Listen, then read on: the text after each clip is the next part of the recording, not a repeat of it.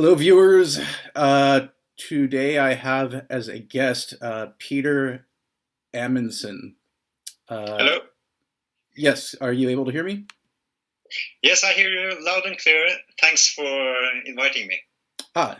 No problem. Thank you very much for coming on as a guest.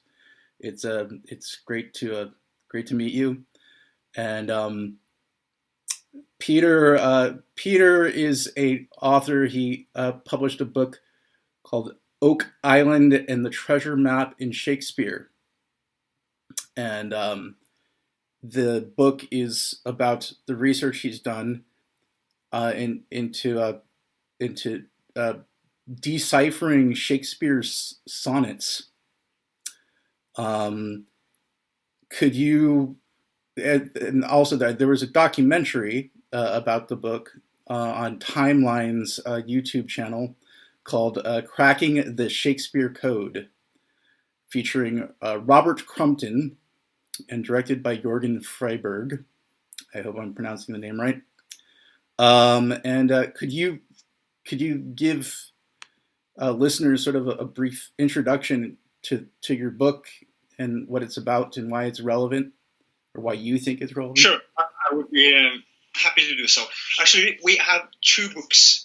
One that I wrote with another author called Alan Loe, which is the original book from 2006 called The Seven Steps to Mercy in its English translation.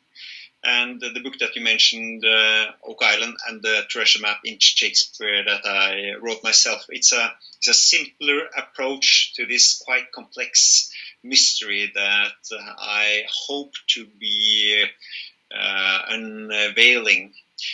So I claim to have discovered clues in the most famous literature the world has seen, and that is the Shakespeare plays and also his poems, and that there are ciphers, secret messages within the text that will become a treasure map leading to much sought treasure.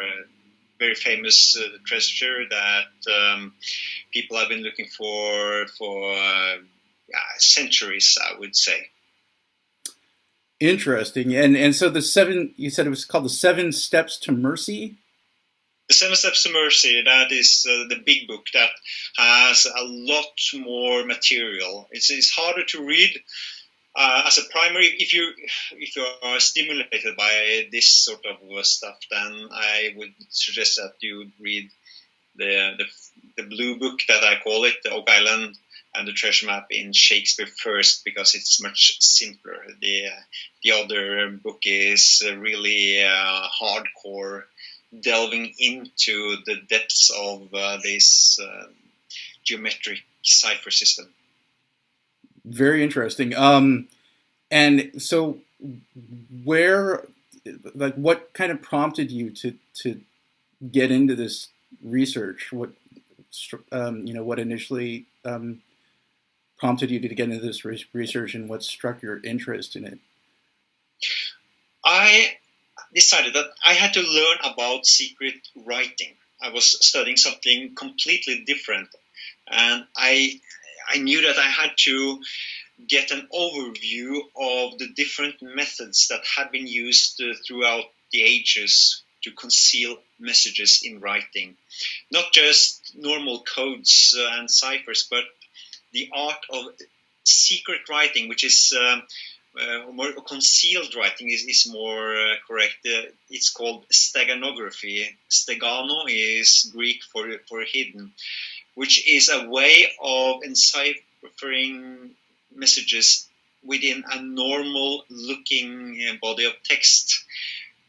So if you are a great steganographer, then you could hide messages in a newspaper, for instance, and no one would notice. So it's also a method of madness. People could, or even I could really trick myself into believing that I had found something that is real, but it's really just my imagination that sees things. So it's it's a double-edged sword. The steganography. The normal codes are simpler or safer in that matter, but the problem with code is that they cannot be hidden.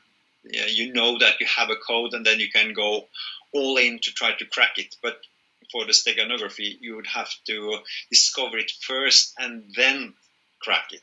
So it's a better way to conceal stuff, and you can use any object that you would like to use to any vehicle to conceal.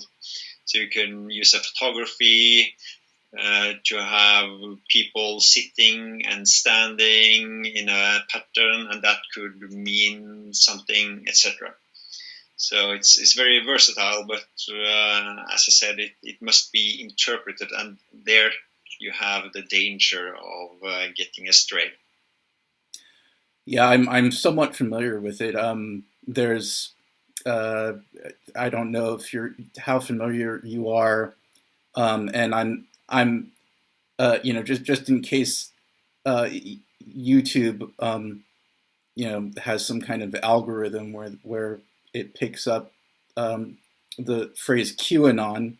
Um, uh, I have, I guess you could say, sort of researched quite a bit into QAnon, and there's a guy who is a musician, last name Schoenberg, who did a lot of that apparently with his music. Um, and I seem to recall there was also some. Uh, I think it was a an organization called Cicada 3301, and I think they did a lot of that with images.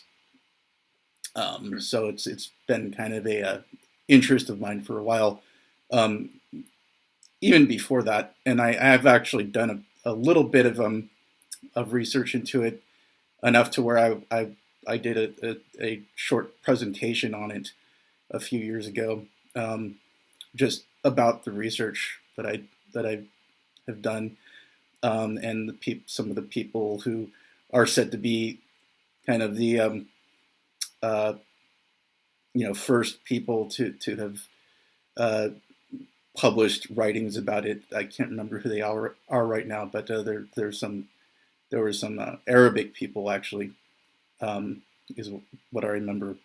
Um, but so It's in the big book by David Kahn. He mentions it, and some Arab writers using different steganography methods. So I have to get up to speed with my English. I'm not used to talk English. I write a lot of English, but my lips will have to get used to the different movements. So please bear with me. that's all right. I do too, and I speak English anyway. So I was trying to learn about this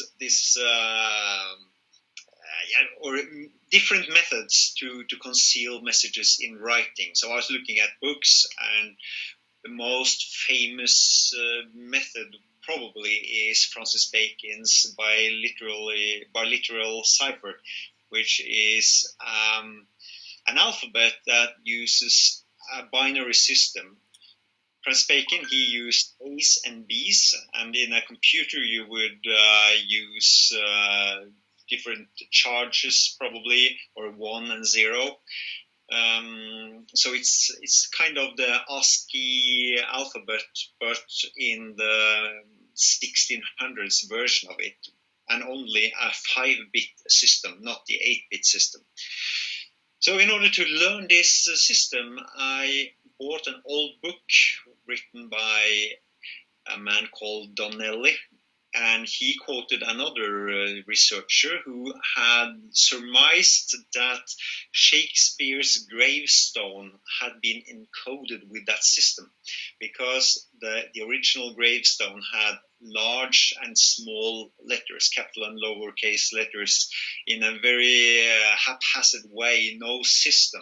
Suddenly in the middle of a word you can have a capital letter for no apparent reason. So this man called Hugh Black, he was trying to solve the Shakespeare gravestone based on Francis Bacon's alphabet.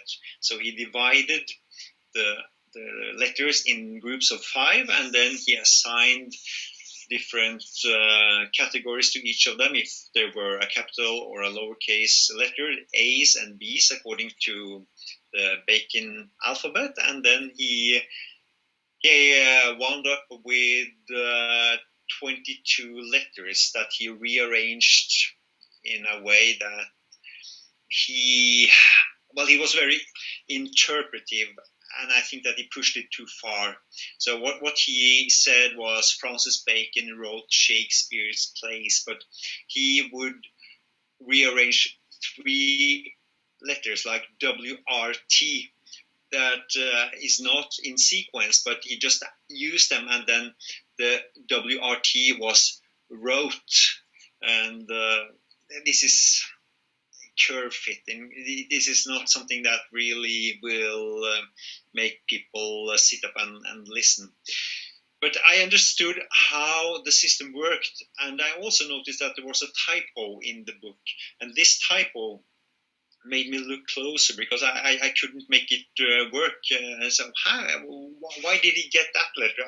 I got quite another one, and trying to find a reason for this mistake made me end up with a solution that I think is better than what Hugh Black did. So it's quite arrogant to say so, but it led me to want to look into not just the gravestone, but also the great Shakespearean folio, the so-called first folio with 36 of Shakespeare's plays, which was published in 1623. It has 18 of the plays for the first time ever. So it's the first edition of half of Shakespeare's plays. And it's, after the Gutenberg Bible, the second most coveted book that is out on auctions. It's a very expensive book. You would pay millions of dollars to get a good copy. So it's quite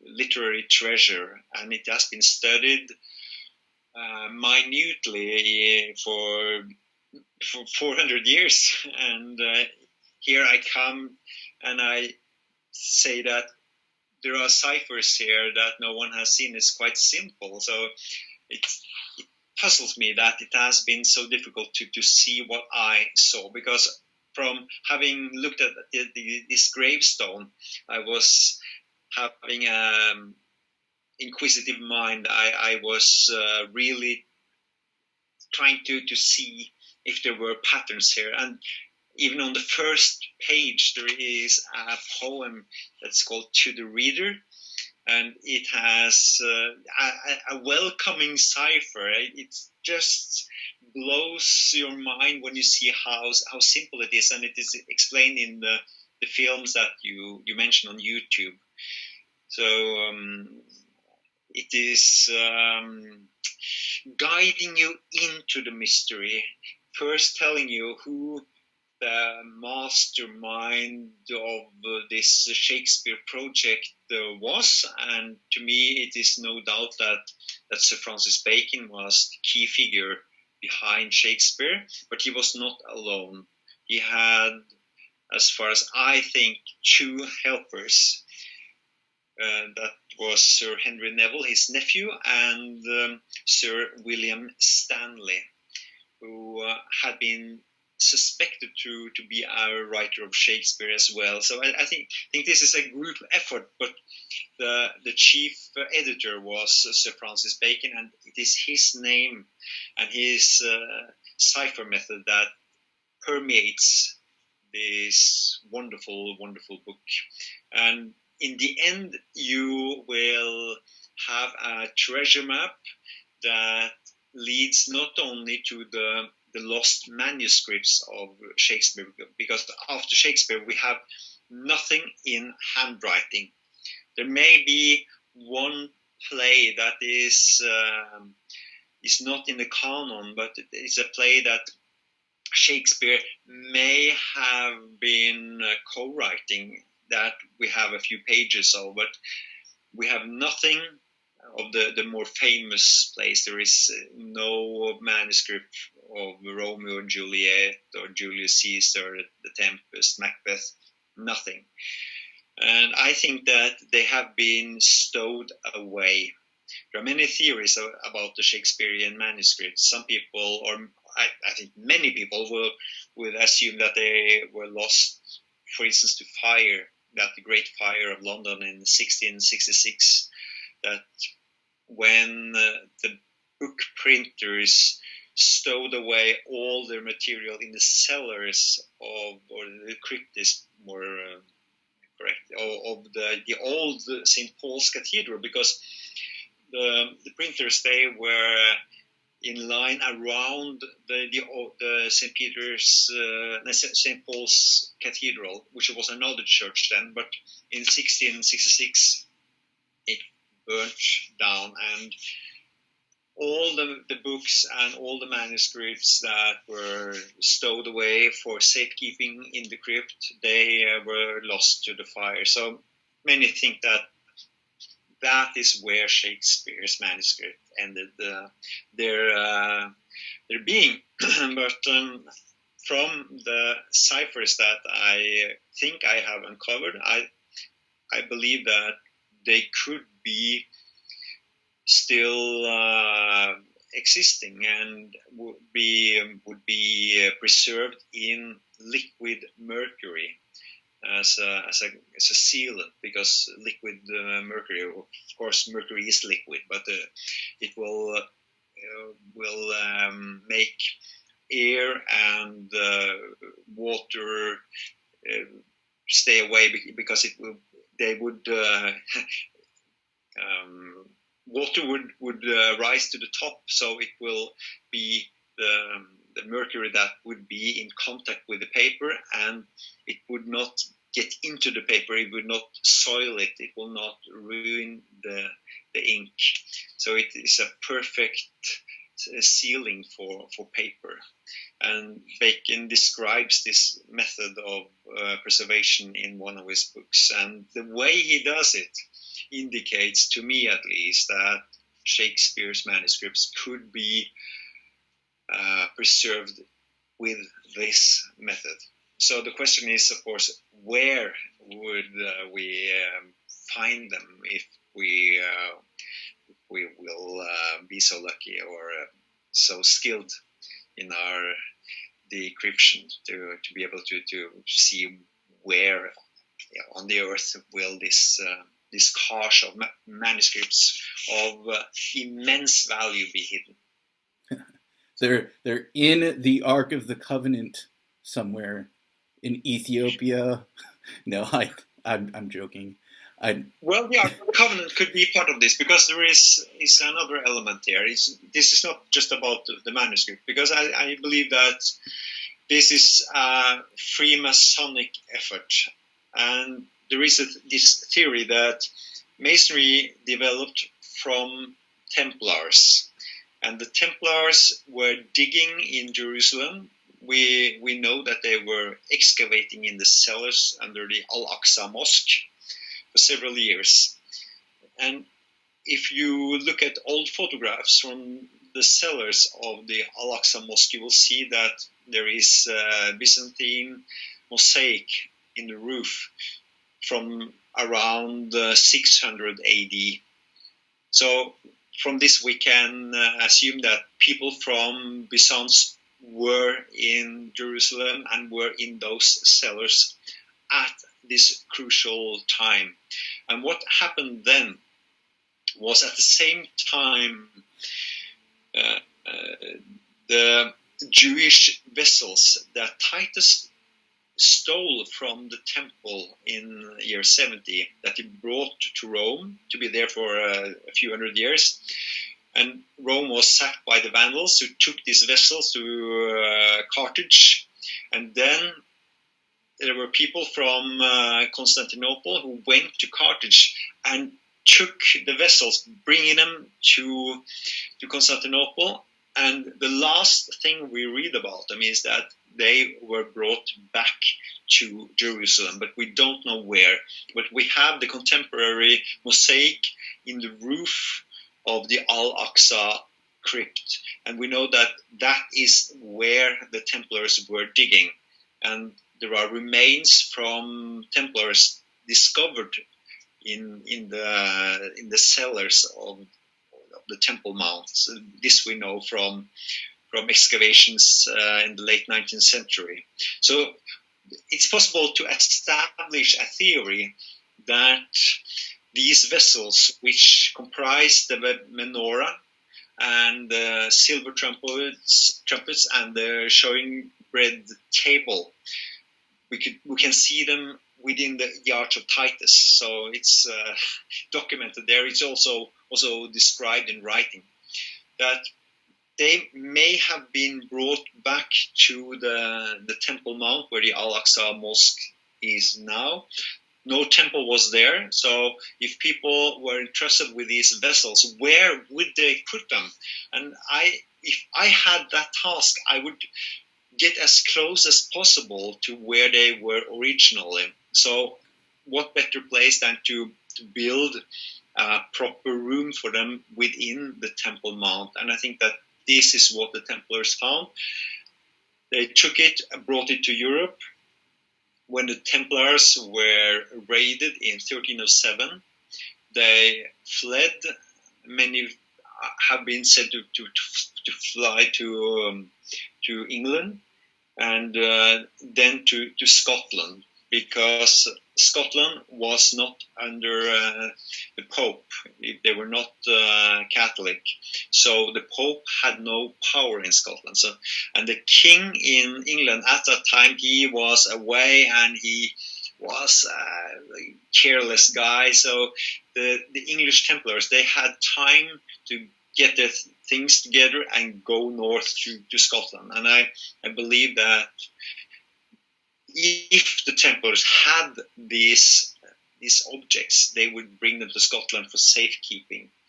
And then you fast forward a couple of hundred years and you have King James the Sixth of Scotland, who was said to be a Freemason.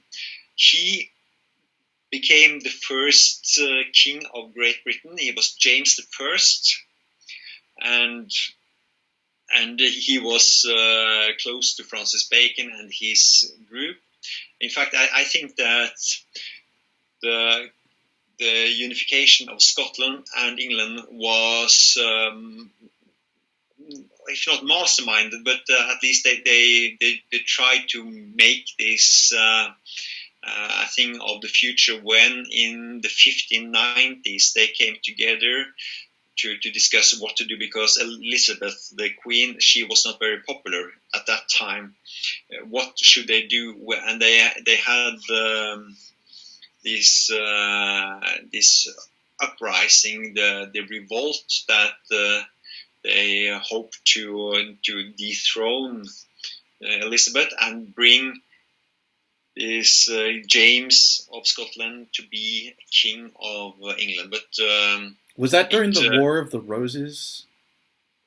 No, that was much earlier. That was much earlier, in the 1500s and 1400s. But there was an uprising that did not succeed. Okay.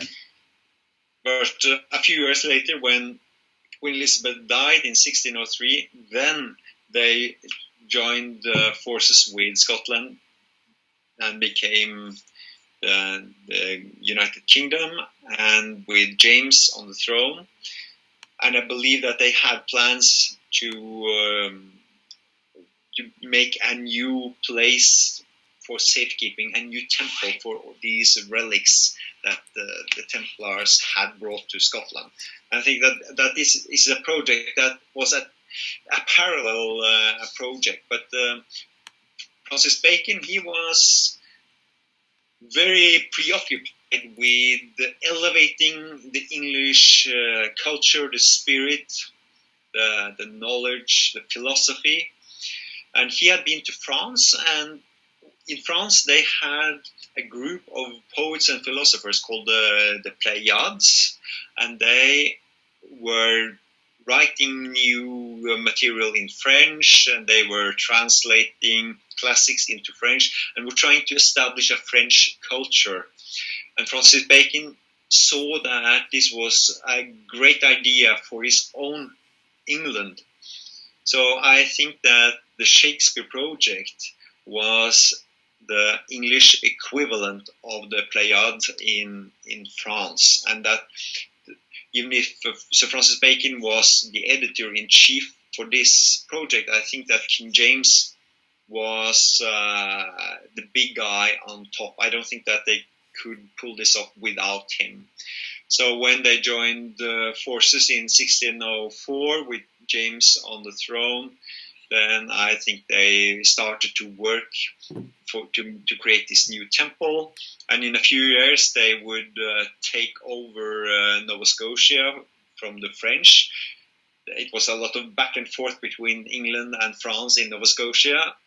I think that these vessels were brought to Canada and were to be a sort of a foundation stone for the new continent that they were to establish over there. And they did not just dig a hole in the ground and bury it and forgotten forever. No, they created a treasure map and put it in this Shakespeare book that Sir Francis Bacon also was behind, which is also a Freemasonic book in certain ways. So it's quite complex.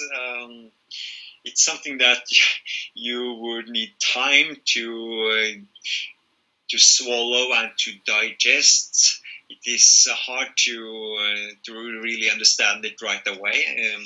It sounds, of course, too good to be true, but when you look at it, it is hard to dismiss what is printed in the book, and I believe that I established a theory for what it could mean. Well, frankly, a lot of what you're saying, in terms of, how it went from place to place, and for example, one thing that crossed my mind, which anybody who knows about Freemasonry would also probably think about, is that the Scottish Rite, the first lodge that was built, is in Scotland. I was born there, of course. I'm not connected in any way, but in terms of Freemasonry, but I know quite a bit about it because I was born there. So that's one thing that crossed my mind in terms of how it would make sense that they moved it there, and just the whole the I guess you could say schism between Scotland and the British Empire that's been ongoing. Now they're of course, just a lot of my listeners may or may not be aware that there's a huge movement in Scotland to separate from the United Kingdom and join the European Union and so on. And then another thing that crossed my mind in terms of how it connects with Israel is that I was trying to find his name. Maybe you know his name, but the first, I think, the founder, or one of the founders of the Mossad, was a Scottish Jew, and he, so I don't know if that somehow tied in to his having a role in moving it to Israel. I just considered that possibility when you were talking about it. And I'm trying to find his name right now, but you were talking about Francis Bacon, and one of the things that I was also interested in is, and it's also something that occurred to me when I was watching the documentary on Timeline, um, about your work is, the whole idea that Shakespeare was also, it kind of played a role of, propaganda in terms of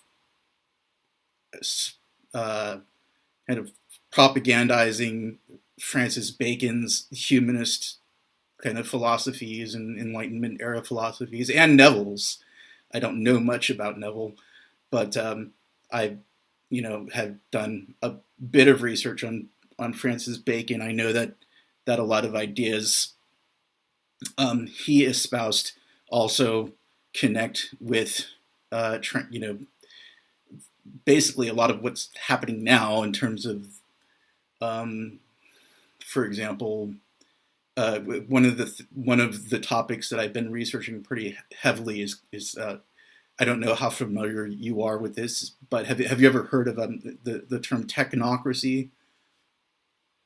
Sure. So Yeah, the trilateral commission of Cecil Rhodes, etc. yeah, and I'll bet And you probably know a thing or two, being that you. and the occupier. Mm. Yeah, and I'll Mm. bet you probably. I'm guessing you probably know a thing or two about that, since you live in Oslo. For any of We my. have Gro Harlem Brundtland, one of our prime ministers of past. She's a star with that in that movement.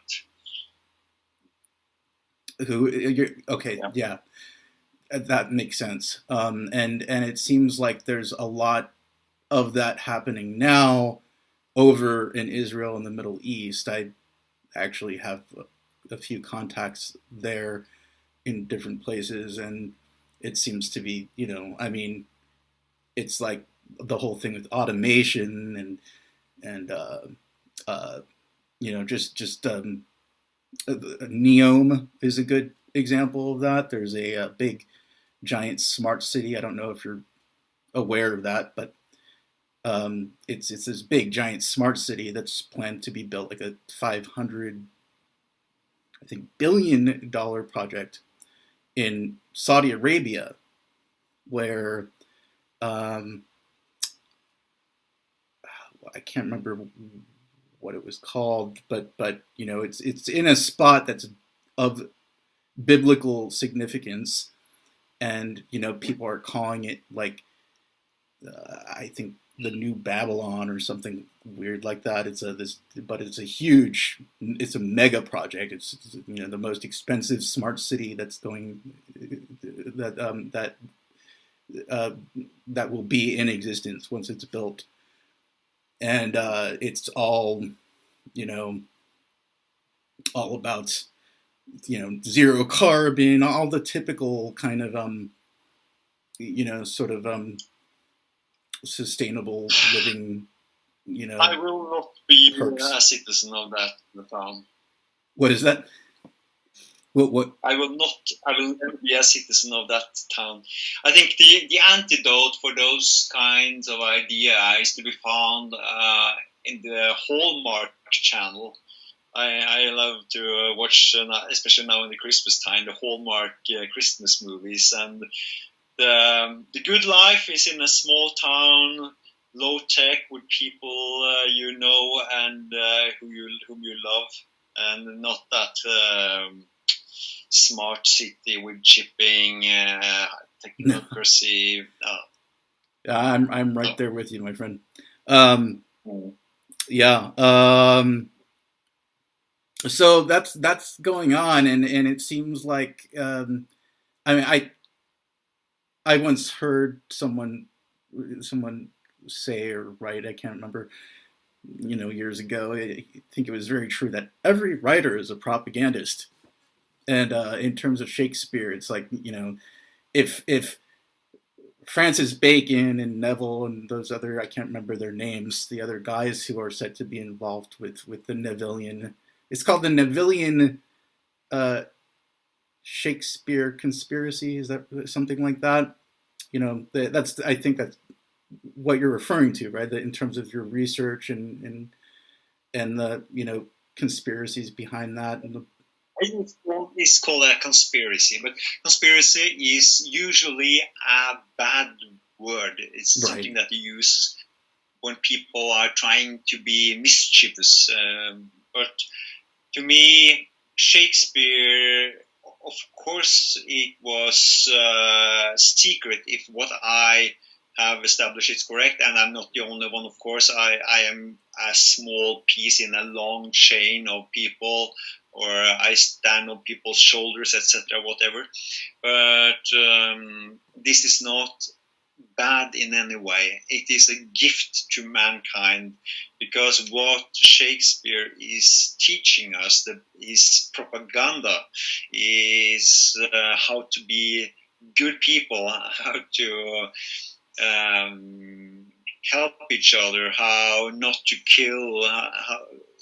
It is something that helps us to understand even the villains. So Shakespeare, he paints, if not sympathetic, but at least a deeper portrait of the worst villains, Okay. which makes it opens to understand why people do what people do. So I think it's a gigantic step for mankind, much more important than Neil Armstrong's step on the moon.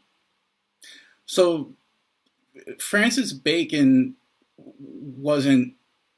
I mean, with the criticism that I hear of Bacon, I guess basically has to do with his role in dialectics, in kind of advancing sort of dialectics in terms of, um,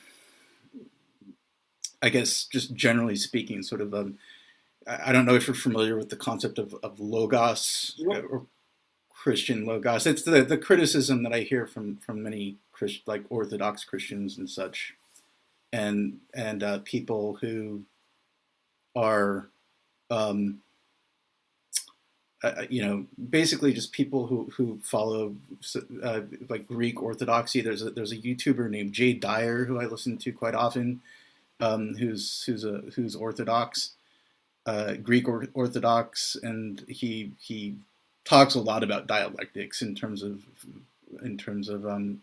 sort of inversion of a lot of Orthodox Christian teachings and philosophies, and how it's kind of I guess separated it, just in a really general sense. It's sort of separated um, people, further separated people from Christian logos, and living in alignment with Christian natural law, and that sort of thing. And and so from what I've read and heard about Francis Bacon, he kind of had some role to play in that because of his relations with, I guess, well, Freemasons and Rosicrucians, and nothing against, I've known people who were, Freemasons, and they're good people, and they're they there's a lot of people who are Rosicrucians and Freemasons, I'm sure, who are good people, and they have their hearts in the right place and all that. But it's just the philosophy overall is kind of based in a sort of dialectic, material dialectic, or materialist dialectics. Francis Bacon has been And what? criticized to be a cold, mechanistic philosopher.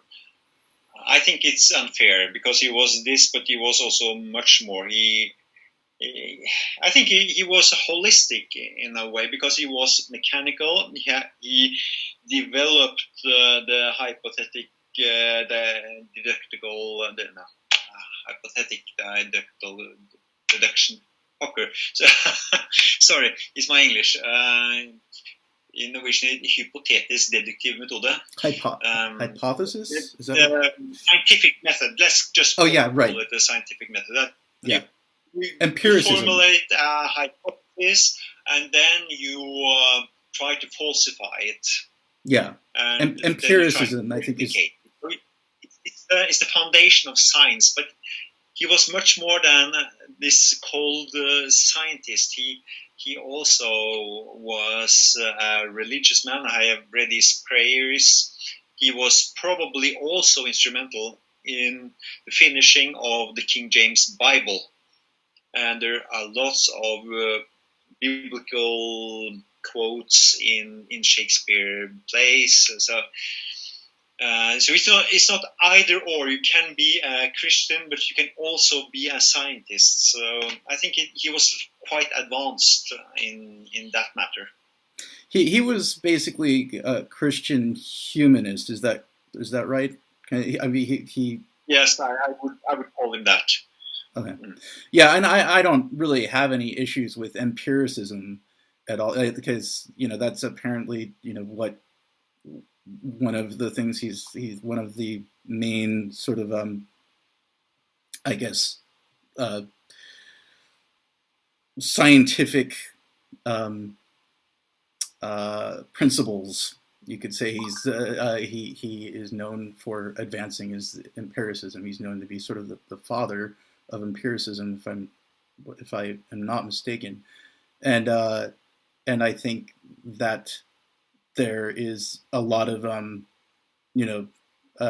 value in empiricism in terms of science, and I guess it's just it's the I guess the people who really sort of threw a wrench in all of it were the postmodernists, from what I have found, and the people who were really kind of pushing for materialist dialectics tend to be associated with postmodernists and Hegel and people like that. So, so would you say that then Shakespeare was kind of sort of based in like a lot of the stories, a lot of the narratives are based in sort of Christian humanism then?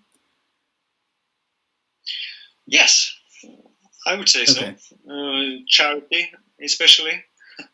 So I'm not really thinking about atonement and salvation through faith.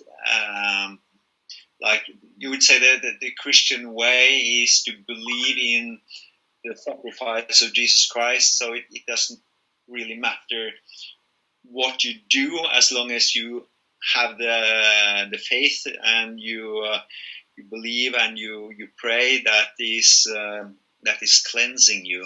I think that the Shakespeare I know, which is quite limited. I'm not an expert in Shakespeare. I have discovered some things, I believe, in this book, which does not automatically make me a Shakespeare expert. I am definitely not. But from the place that I know, I think that action is important, that you behave, that you do good deeds, which is also a part of Freemasonry. You shall do good. It's not just that you shall believe the right thing and then you will come to heaven. You shall act to the benefit of your fellow man or woman. Yeah, and that so there's a lot of, and yeah, there's a lot of crossover between between Judaism and in terms of Judaism, it's just that the Jews just don't see Christ as the the Messiah, but the general kind of philosophy behind Orthodox Judaism is just to avoid being evil and do good, and that's that seems to be kind of. But if you could bring if you bring in the Rosicrucians into this mix, they were Christian Kabbalists, and they wanted the Christian Kabbalists. They wanted to convince the original ones, not the Rosicrucians, but I'm talking about the early guys in northern Italy. Wanted to show that Jesus was the Messiah using Kabbalistic means, the alphabet and the numbers, etc., to convince Jews that Messiah had come. And the Rosicrucians, they were Kabbalists and were Christian. So they write about this in the first book, the Fama Fraternitatis. So I think that it's safe to say that Christianity is interwoven into this mix, but it is not a church. It is scientific. It's humanistic at the same time. I think it's a good mix for our age as well, because we can be too materialistic. I think that the divine aspect has to have a certain place, but not too big. It must be a balance, and I think that Francis Bacon and Shakespeare is an example of how it can find an equilibrium that functions well.